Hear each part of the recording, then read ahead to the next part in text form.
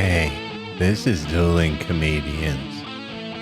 Every day during the month of Rocktober, Tony V and Laugh Track Larry, that's me, will sit down and talk about some of the greatest bands in rock history.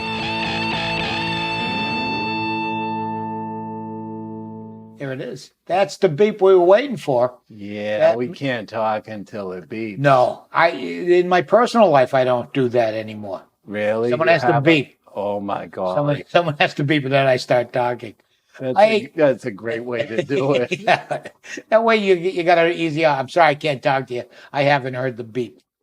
If you're wondering what you're eavesdropping in on, it's me, Tony V, from Dueling Comedians, with my sidekick, Laugh Track Larry. Hello. And we are firmly ensconced in the holiest month of all, Rocktober. Yeah, I love Rocktober. Yeah, it's the best. We're keeping the legacy going. We're keeping trying to make rock history permanent in everybody's head. So we have these little offerings that we're doing so we can keep rock alive. Long live rock.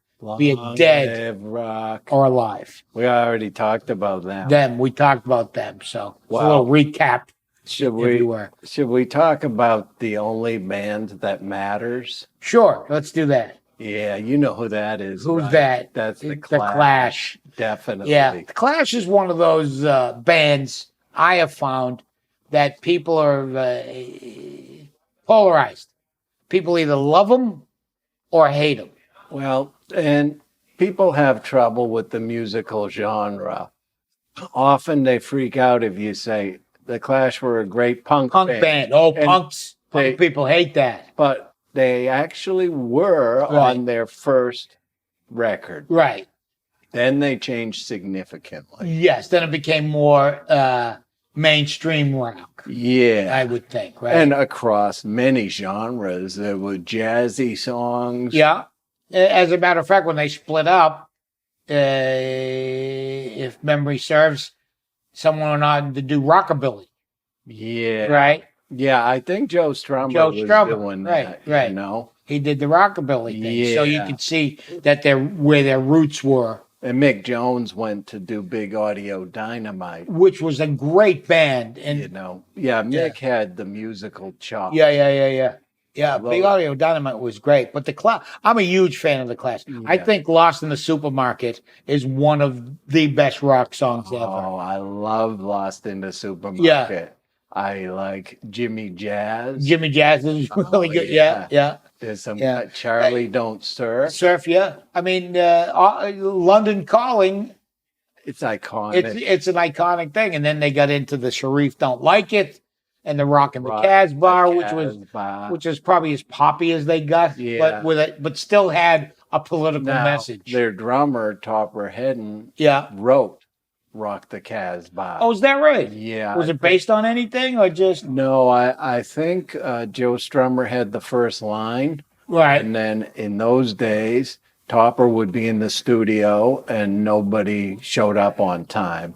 So he got a drum thing going. Right. And like all good rock bands, no one shows up on time. Still no one was there. Yeah. So he laid down the bass for it. So it really became his song. His song, right. Now, unfortunately, he was thrown out of the band by the time it became a big hit. Was he thrown out of the band for specific rock reasons or heroin abuse? Okay, so it wasn't artistic difference. No, because oddly the Clash were very anti-drug. Yeah, they were not a big drug-fueled band. Joe Strummer could no longer put up with Topper, being a junkie, a very clear heroin addict. Right. They did, however, replace him with the original drummer, Terry Chimes. Oh, I didn't recall that. Yeah. So Terry came back. Good knowledge right there. So when we saw them... Wow, that's a pretty cool story right there, that you're on the scrap heap. Yeah. And they go, oh, by the way... Come on back. Yeah. Listen, you weren't our first choice, but you're better than a junkie. Yeah. So when we saw them, I think 1982. Two, yeah. That was Terry Chimes on that tour, Right. playing the drum. Right, because we saw him at the same time. Right. Right. I don't know. There were multiple days, so I'm not sure we were at the there same at the exact same one. show. I remember them later even, and I'm going to say maybe 87, 88. I saw them on Cape Cod. Yeah, that would have been after Mick Jones Yeah, was thrown Thrown out out. of the Clash I see. for musical differences. He seemed to have musical differences with a lot of people. Yeah, I think Joe Strummer wanted to go back more towards their roots. Right. And of course, they had gone very experimental by the time they got to San Denis. Yeah, there was that whole right, Well, and they know were- your rights. And they Right. were one of the first white hip hop songs. They came out before That's true. Blondie. Right. Wow, that you're absolutely correct. Ring, 7 a.m. Right. Yeah, because they had been recording in New York and were hearing this music Yeah, on the right. streets and thought, let's try Let's try that. Right. Like all good bands, pushing the envelope. And they did a lot of reggae, Right. but Yeah, they did. They were heavily reggae influenced at one point. yeah, I mean, Topper Hedden was an amazingly versatile drummer. He Right. played jazz, he played all genres, but the bass player was interesting. Paul Simonon, Yeah. who could not play one note when he joined the band. Didn't know anything about the Didn't bass. know anything about it. Figured he would figure it out, but Only 4 strings. yeah, it's Two easy. less strings to learn about But he was the one who worked a lot on the image of the band. of the band. Yeah, The and look and they had a very punk image at the Right. time, a very anti everything. yeah, and Right. he is Guns of Brixton. They were oh, very yeah, political. Yeah. very political. Yeah. And Paul is the one on the cover Right. of London Calling. And I guess that became a thing where people were saying, well, you can't put the bass player on the cover. Nobody Bass does players, that.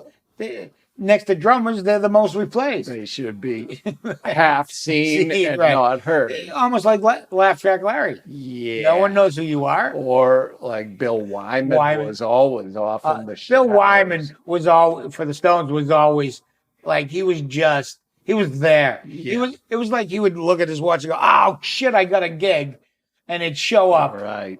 and play, and then that was it. Never got involved in any of the He's foolishness. old. Right. He's older than the others. Right. So So yeah. So in short, give the Clash another listen through all of their genres. yeah, I think they don't have the longevity of some other bands, Right. but for the range of musical style, I think unbeatable. Unparalleled. Yeah. And they were like a bright star that just flashed and then burned out. Yeah, and then they also force people into having an opinion, Yeah, which I love about. I like that. Yeah. All right. So from this day in Rocktober, keep rocking.